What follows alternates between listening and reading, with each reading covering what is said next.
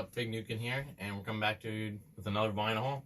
I've been up to a little school, getting it done before the end of the year. Got till Thursday, but I'm almost done, so hopefully you'll see more videos from me. And we're going to start with our 45s. We got Colars. This is on Third Man Records. This is a band I saw, actually, man, what would it have been? Sunday night, I guess. The 2nd, June 2nd, there you go. Yeah, they were really good, so I decided to buy their single. It was endorsed by the one guy from Pearl Jam, so that was kind of cool. Next up, where we left off in the last video, this is the second part of the Godzilla vinyl. First one's on a beautiful green. I haven't opened this one yet, but maybe eventually I will. Next up, we got Agents of Fortune by Blue Oyster Cult, which is one of the ones I needed to add. Of course, it's got their most popular song, Don't Feel the Reaper, and some of my favorite songs like True Confessions and Revenge of a Vera Gemini is a pretty good song. But yeah, this is not my favorite by them. This is actually probably one of my least favorites by Blue Oyster Cult, but it's not a horrible album. And it got me. I haven't been listening to Blue Oyster Cult as much as I used to. But yeah, it's still good. Next up, we got Anderson Bruford, Wakeman and Howe. This is on Arista Records. I don't know if you can see that there. This was a very good copy. Cover's almost mint. It's got a little bit of wear on the edges, but other than that, it's really good shape. It sounds great, and if you never listened to this record, it's honestly really, really good. Next up, Tears for Fears, The Hurting. This is on Mercury Records. This has got some great songs on it, and it's kind of underrated compared to songs from The Big Chair, but I mean, of course, everybody knows Mad World by, what is it, Gary Jules? I'm pretty sure he did the second time. And there's some good songs on here. Dead as Opiates and The Hurting, the title song, or title track's pretty good. Next up, we got Duncan live in Japan. This is a promo copy, actually, which is kind of cool. And it's on Electro Records. This is a really good live album if you've never listened to it. If you like Duncan, highly suggest listening to that. Next up, we got another FYE exclusive, like the Godzilla pressings. This is John Carpenter's Halloween, and on the B-side is Escape from New York, but it's on a nice white vinyl. A little stained, I don't know if you can see that there. But yeah, it sounds pretty good. Of course, I love Halloween, so I'm always a big fan of having that. This next one is Duncan, Under Lock and Key. This is kind of more of a beat-up copy than I got, but I wanted to get it, you know, just for listening purposes. I eventually do want to get a better copy. Next up, we got Kiss On Mast. Of course, great condition. And it sounds great. It looks great. I love their how they do these custom pictures on the vinyl itself. And this is just a great album, very underrated, like most of their late 80s stuff, I believe.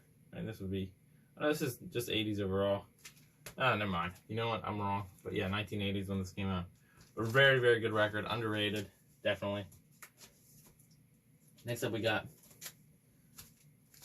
A Tab in the Ocean, which is a really good album by Nectar. I've had some of their other albums on my vinyl hauls, and this one is an Italian pressing by United Artists Records. I've never heard of them before, but it's very cool.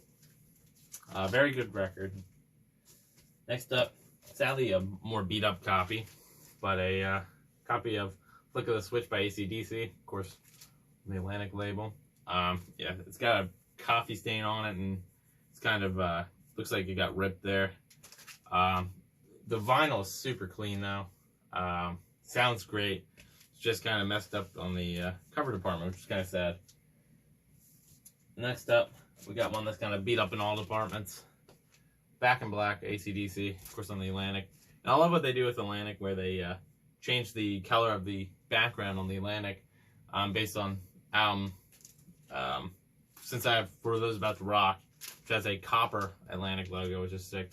But of course this has a ton of their biggest songs. One of my favorites, Let Me Put My Love Into You, which is a very underrated song, but a great album. Of course, it's a classic. And I know I don't have any Bon Scott yet, so somebody's going to think I'm a Bon Scott hater, but I promise I'm not.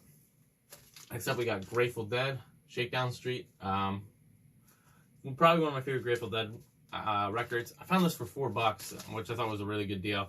The record's in pretty good shape. There's a little scuff on the one side, but it plays fine. Nothing's wrong with it. It plays clean. Of course, it's got one of my favorites, Fire on the Mountain. I just like that song. It's very much like more of an epic kind of song. Next up, we got Medium by the Mandrake Memorial. This was only $12, brand new, on Poppy Records. It's just kind of one of those where I decided to grab it because I like the album. Pretty good. It's not their best, but it's not bad. Next up, we got Brain Salad Surgery by ELP. Pretty good. The vinyl's in good condition, but heck, this is really beat up. It's ripped there. This inner sleeve part, which I don't understand completely, honestly. It doesn't fit a record in it. It's too small. I don't know. Don't know anything about it. If you guys have any idea why it's like that. Maybe it's supposed to go in here. I'm not 100% sure. But of course, this is a very good album. It's got some great songs on it. Geez, what am I? Carn 9 Evil, Jerusalem, great stuff like that. Just so you know, I wasn't just reading the back. It's not on there. I just had a brain fart there. And then one of the last records is LoZ Time, probably my favorite ELO record, on the Jet Records label. This is a very underrated record by him, I think. It's got some great songs on it. Ticket to the Moon is probably my favorite on here. And then, of course, there's a really popular song, Twilight, but all pretty good. I don't think there's any bad songs on there. And last up, but not least, is Last Days of Oakland by Fantastic Negrito, which you can tell is signed. I saw him in concert on Sunday, like I was saying, with that other group who I got the 45 from. It's a great record. Sounds great. I wasn't going to listen to it, but then I kind of set myself into it. I don't know what pricing this is, I'm going to be honest, but I do love the special art on there. It is double sleeve because I don't have the sticky sleeve. I kind of hate those too, so. But yeah, it's got his signature on it. I met him at the concert. That was pretty cool. Got a picture with him. I'm going to put that at the end of the video here. Yeah, I'm thinking, oh